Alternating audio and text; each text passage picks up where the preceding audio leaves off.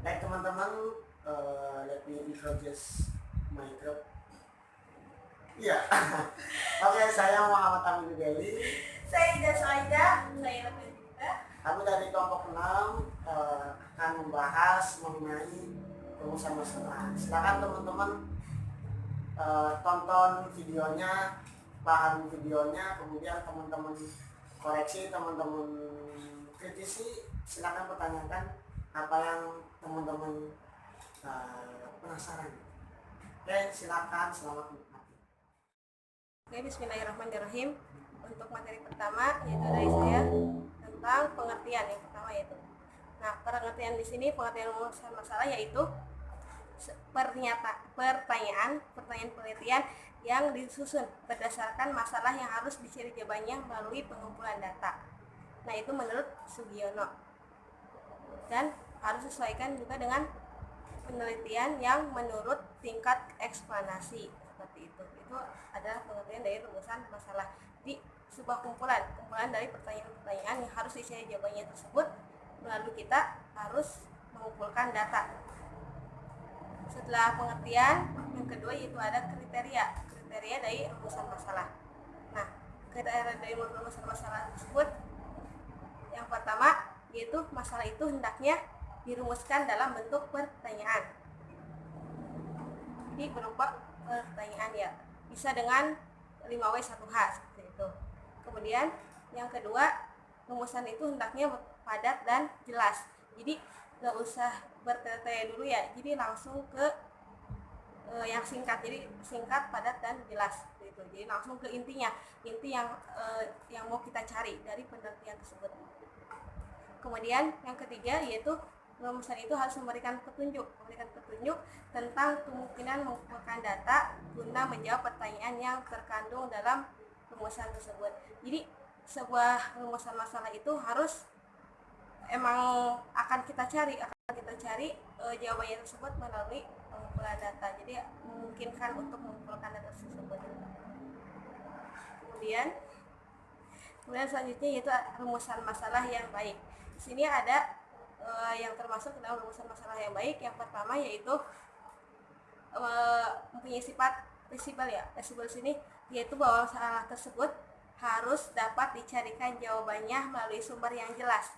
Jadi bahwa kita membuat rumusan masalah tersebut bahwa kita itu akan mencari jawabannya itu dengan sumber yang jelas, tidak menghabiskan dana juga, tenaga dan waktu. Seperti itu. Kemudian selanjutnya yaitu harus jelas juga masalahnya. Jadi semua orang yang membaca dari penelitian kita itu akan memberikan persepsi yang sama terhadap masalah yang kita teliti. Kemudian selanjutnya harus signifikan. Signifikan di sini yaitu dalam arti jawaban atas masalah itu harus memberikan kontribusi terhadap pengembangan ilmu dan pemecahan masalah kehidupan manusia. Jadi adanya kontribusi terhadap pengembangan ilmu dan pemecahan masalah. Jadi dalam kehidupannya itu ada gitu. Kemudian masalah itu juga bersifat etis. Etis di sini jadi masalah tersebut tidak mengandung hal yang bersifat etika, moral, nilai-nilai keyakinan dan agama. Jadi takutnya menyinggung ya kalau misalkan kan keyakinan kan berbeda-beda juga. Kemudian yang terakhir, masalah itu sebaiknya dirumuskan dalam kalimat pertanyaan. Pertanyaan tersebut harus yang berkaitan dengan variabel yang kita teliti.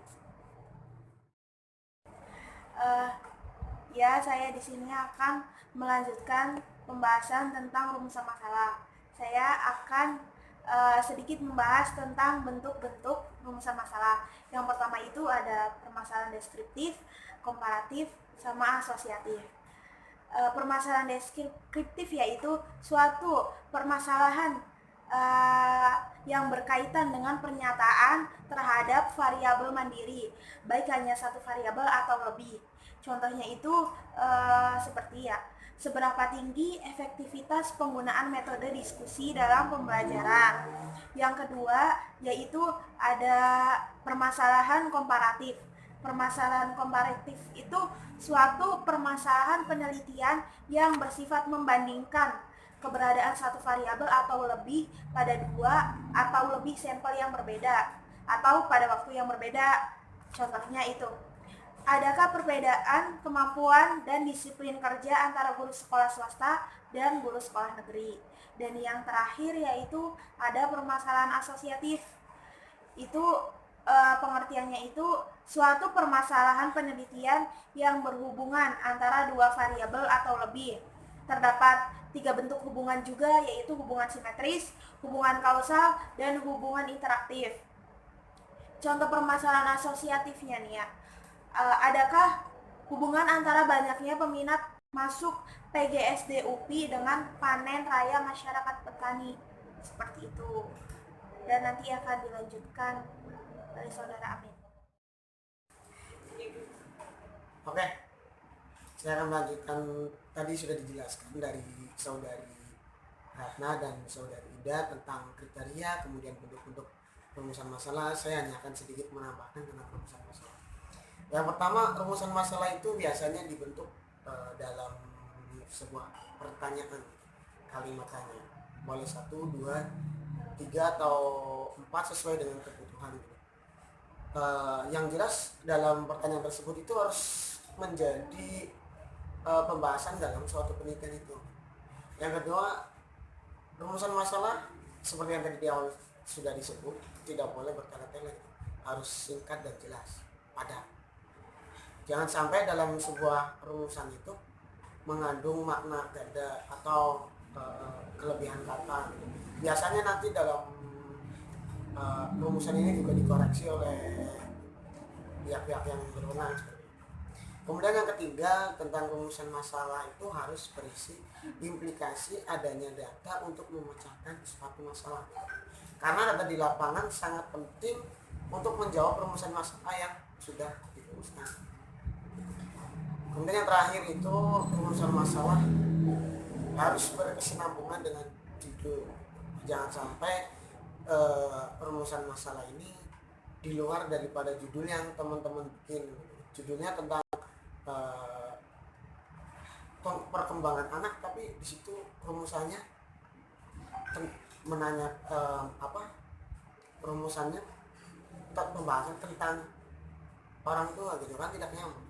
Jadi antara penelitian dengan judul penelitian dengan rumusan masalah itu harus sealur, sejalan, sepadan. Oke, terima kasih teman-teman, itulah sedikit tambah dari saya. Terima kasih. Itulah video sedikit, ya, itu sedikit banget pemaparan tentang rumusan masalah. Tentunya akan dibahas lebih mendalam dalam diskusi kelas yang melalui dalam jaringannya. Kalau bahasa asingnya itu online. Silakan teman-teman ramaikan pembahasan diskusinya. Dari kami sekian. Wassalamualaikum warahmatullahi wabarakatuh.